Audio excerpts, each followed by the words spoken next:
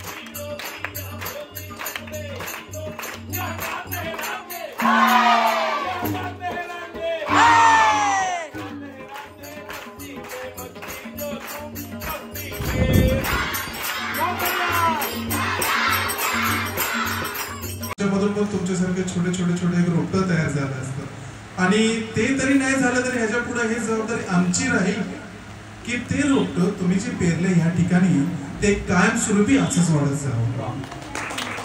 तर परत या ठिकाणी उपस्थित सर्व मान्यवरांचं मी माझ्याकडून आमच्या संस्थेकडून मनापासून तहदिल से आप लोग हमें यहाँ पे मगाशी मध्ये जरा हिंदी में बोलते तहदिल से आप लोगों का शुक्रिया करता हूँ कि यहाँ पे आप लोगों ने उपस्थिति दी।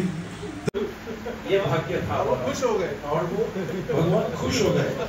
तो ये हमारा भाग्य है। तुमच्या सगळ्यांचे खूप धन्यवाद। फक्त